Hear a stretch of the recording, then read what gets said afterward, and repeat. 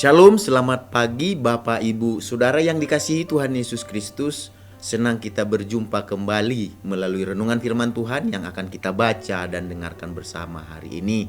Damai sejahtera dari Allah yang melampaui segala akal, itulah yang senantiasa memelihara hati dan pikiran kita di dalam Yesus Kristus. Mari kita satukan hati untuk berdoa sebelum kita mendengarkan renungan firman Tuhan. Mari kita sama-sama berdoa. Tuhan Yesus, kami mengucap syukur, berterima kasih buat kehidupan, nafas, dan hari yang baru yang Tuhan berikan kepada kami. Sebelum kami menjalani sepanjang hari ini, berkati dan urapi firman-Mu sehingga firman-Mu menjadi terang yang menerangi langkah hidup kami. Dalam nama Tuhan Yesus kami berdoa, haleluya, amin.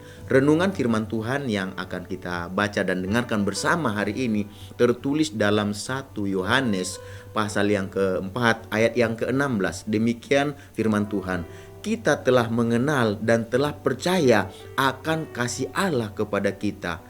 Allah adalah kasih, dan barang siapa tetap berada di dalam kasih, ia tetap berada di dalam Allah dan Allah di dalam dia. Dari ayat yang kita baca dan dengarkan hari ini, kita akan berbicara tentang mengenal dan percaya kasih Allah. Mengenal dan percaya kasih Allah berarti kita mengetahui atau mengerti kasih Allah, dan kita juga percaya kasih Allah itu. Sebagai orang percaya, kita harus memastikan bahwa kita telah mengenal dan percaya akan kasih Allah. Karena kita menyembah dan mempercayai Allah yang adalah kasih. Dan kasih terbesar yang kita terima adalah kasih Allah. Allah sangat mengasihi kita sehingga Dia telah mengambil rupa dan menjadi sama dengan manusia dalam Yesus Kristus. Kasih Allah dinyatakan melalui Yesus Kristus yang hidup, di mana Dia mati dan dibangkitkan. Dia dibangkitkan kembali untuk menebus kita supaya kita tentunya memperoleh kehidupan di dalam Dia. Karena itulah yang tertulis dalam 1 Yohanes pasal 4 ayat 9. Dalam hal inilah kasih Allah dinyatakan di tengah-tengah kita, yaitu bahwa Allah telah mengutus anaknya yang tunggal ke dalam dunia supaya kita hidup olehnya. Supaya kita hidup olehnya. Dan olehnya ini berbicara tentang kasih Allah. Jadi oleh karena Allah telah menyatakan kasih-Nya kepada kita, Ia mau supaya kita bukan hanya mengenal, bukan hanya percaya akan kasih Allah, tetapi Allah juga mau supaya kita menerima Yesus sebagai juru selamat dan Tuhan kita. Dengan begitu maka kita akan menjadi anak-anak Allah, dan dengan demikian kita berada di dalam kasih Allah seperti yang tertulis dalam Yohanes 1 ayat yang ke-12. Dikatakan demikian, semua orang yang menerimanya diberinya kuasa supaya menjadi anak-anak Allah, yaitu mereka yang percaya dalam namanya. Tentunya dalam namanya yang dimaksud ini dalam nama Yesus.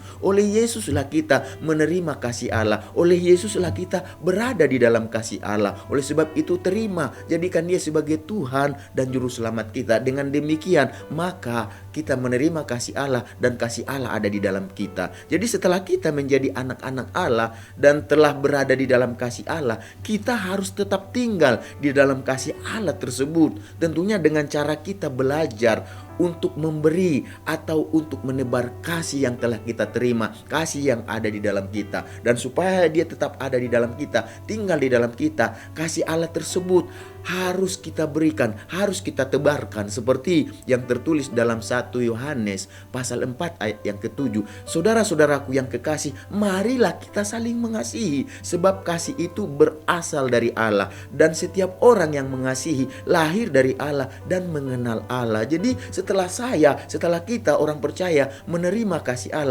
Allah yang ada dalam kita, supaya dia tetap tinggal di sana, kita harus dikatakan menebarnya, kita harus memberikannya dengan apa? Dengan saling mengasihi. Jadi ketika kasih Allah tinggal di dalam kita dan kita tetap tinggal di dalam kasih Allah, itulah yang akan memampukan kita untuk mengasihi saudara-saudara kita yang ada di dalam Kristus. Kita belajar untuk mendoakan dan menguatkan saudara-saudara kita yang ada di dalam Kristus. Kasih Allah juga mengajar dan memampukan kita sebagai orang percaya untuk mengasihi musuh-musuh yang ada dalam kehidupan kita, kita mendoakan mereka seperti yang tertulis dalam Matius pasal 5 ayat 44. Kasihilah musuhmu dan berdoalah bagi mereka yang menganiaya kamu. Kasihilah musuhmu, berdoalah buat mereka. Musuh itu nggak layak dikasihi, tetapi mereka ini layaknya dimusuhi lagi. Tetapi Tuhan katakan, untuk menebar kasih Allah, untuk menyatakan kasih Allah, dan supaya kasih Allah tetap tinggal di dalam kita, kita harus belajar untuk mengasihi bahkan musuh kita sekalipun, berdoa buat mereka. Jadi terkadang memang tidaklah mudah untuk memberi dan menebar kasih kepada orang lain. Ada kalanya bisa terasa sulit dalam keadaan-keadaan tertentu. Mudah sekali menebar kasih jika semua berjalan sesuai dengan yang kita harapkan, sesuai dengan yang kita inginkan. Mudah untuk menebar kasih dalam hal begitu. Tetapi akan sulit jika kita berjalan sesuatu kehidupan, segala sesuatunya berjalan tidak seperti yang kita harapkan, tidak seperti yang kita inginkan. Sulit untuk menebar kasih, sulit untuk memberi kasih. Tetapi akan mudah bagi kita menebar kasih kalau yang kita kasih itu baik buat kita. Akan sulit untuk menebar kasih, memberikan kasih kalau orang yang mau dikasih itu berbuat jahat sama kita, kalau mereka adalah musuh kita. Jadi sekalipun begitu, sebagai orang percaya, mari kita terus untuk menebar kasih Allah. Bukan karena kita tahu menebar kasih Allah bukanlah sesuatu yang mustahil. Jadi dengan pertolongan Allah yang telah lebih dahulu memberikan kasih kepada kita, adalah merupakan suatu kesempatan bagi kita untuk menebar kasih Allah kepada mereka yang bukan saja berbuat baik kepada kita, tapi kita belajar menebar kasih kepada mereka yang berbuat jahat juga kepada kita. Oleh karena itu, Bapak Ibu, Saudara yang dikasihi Tuhan Yesus Kristus,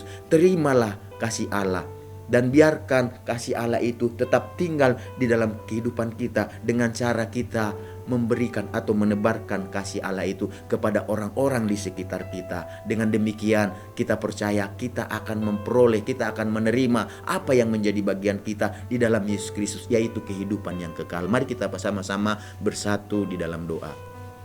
Tuhan Yesus, kami mengucap syukur, berterima kasih buat kebenaran firman-Mu yang sudah kami dengarkan pada pagi hari ini. Kami rindu sebagai orang percaya, kami tetap tinggal di dalam kasih Allah. Kami mengenal dan kami percaya akan kasih Allah yang tinggal di dalam kami. Dan ketika kasih Allah ada di dalam kami, kami mau supaya kasih Allah itu tetap ada di dalam kami. Dengan cara kami mau belajar untuk memberikan, menebar kasih tersebut bukan hanya kepada mereka-mereka yang baik kepada kami, kepada saudara-saudara kami seiman, tetapi bagi mereka yang berbuat jahat, yang tidak seperti yang kami inginkan, kami pun belajar untuk mendoakan mereka, karena itu perintah Tuhan bagi kami. Terima kasih Tuhan Yesus, biarlah di sepanjang hari ini jadikan kami menjadi pelaku-pelaku firman-Mu, karena ada janji Tuhan bagi mereka yang melakukan kebenaran firman-Mu, yaitu segala janji-janji yang terbaik yang Kau janjikan dalam firman-Mu akan menyertai kami. Dalam nama Tuhan Yesus kami mau menjalani hari ini. Haleluya. Amin. Selamat beraktivitas. Tuhan Yesus memberkati kita semuanya.